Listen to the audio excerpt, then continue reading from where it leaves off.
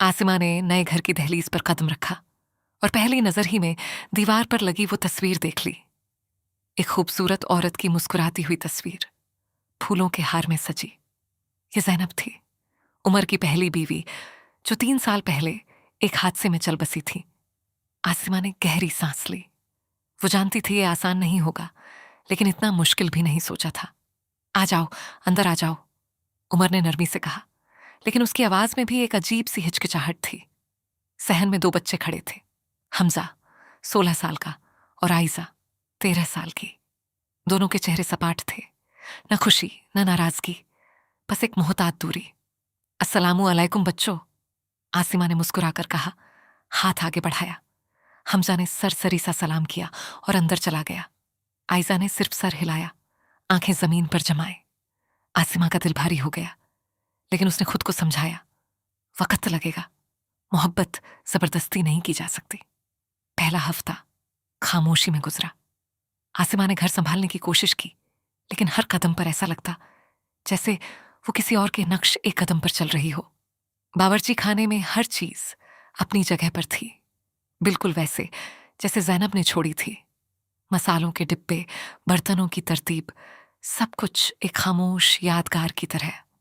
आसिमा ने एहतियात से कुछ चीजें अपने अंदाज में तरतीब देना शुरू की, लेकिन एक दिन जब उसने किचन के एक शेल्फ को दोबारा सेट किया, तो आइजा अचानक वहां आ खड़ी हुई। ये अम्मी की जगह थी। आइजा की आवाज में तल्खी थी। आपको हक नहीं कि आप उनकी चीजें बदलें। आसिमा ने फौरन मुआजरत की। मुझे मालूम नहीं था बेटा, मुझे अफसोस है, मैं सब कुछ वापस रख देती हूं। लेकिन आइजा कुछ कहे बगैर कमरे से चली गई, आंखों में आंसू दबाए। उस रात आसिमा अकेले बैठी रोती रही। उमर ने उसे देखा, पास आकर बैठा, लेकिन अल्फाज नहीं मिल रहे थे। आसिमा, मुझे माफ कर दो, मैंने सोचा नहीं था कि ये इतना मुश्किल होगा, बच्चों के लिए भी, तुम्हारे लिए भी। अगले दिन हमजा स्कूल से वापस आया तो उसने देखा कि आसिमा उसकी छोटी बहन का होमवर्क करवा रही है, सब्र से, मोहब्बत से। वो कुछ देर दरवाजे पर खड़ा देखता रहा, अंदर ही अंदर उलझन महसूस करते हुए। क्या ये औरत वाकई उनसे प्यार करना चाहती थी या सिर्फ फर्ज निभा रही थी? रात के खाने पर हमजा ने अचानक पूछा, आपने अब्बा से शादी क्यों की? आपको तो कोई और भी मिल सकता था, बगैर बच्चों के। मेज पर खामोशी छा गई। उमर ने कुछ कहना चाहा, लेकिन आसिमा ने हाथ उठाकर रोका। हमजा, ये अच्छा सवाल है और मैं इसका जवाब दूंगी। उसने गहरी सांस ली।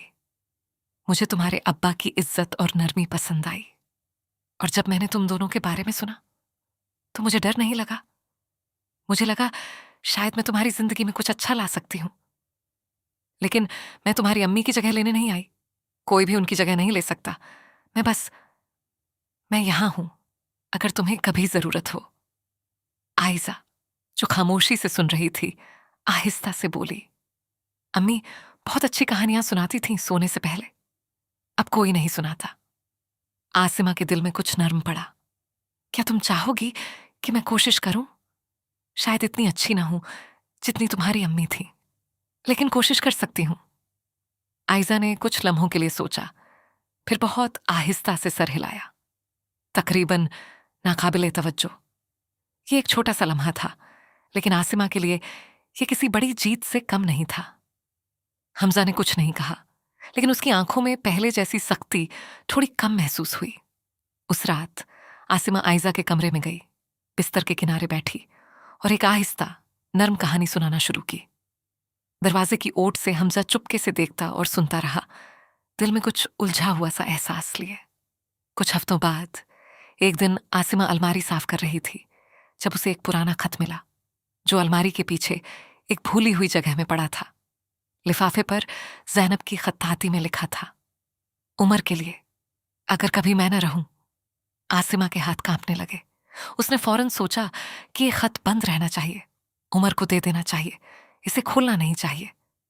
लेकिन फिर उसकी नजर लिफाफे के कोने पर पड़ी, जहां जैनब ने मजीद कुछ लिखा था, और उस औरत के लिए भी जो कभी मेरी जगह आए।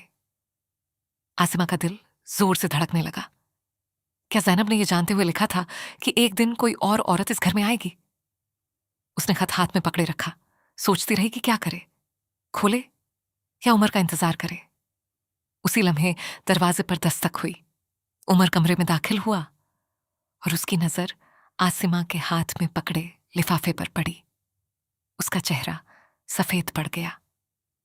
ये जैनब की तहरीर है। तुम्हें ये कहां से मिला?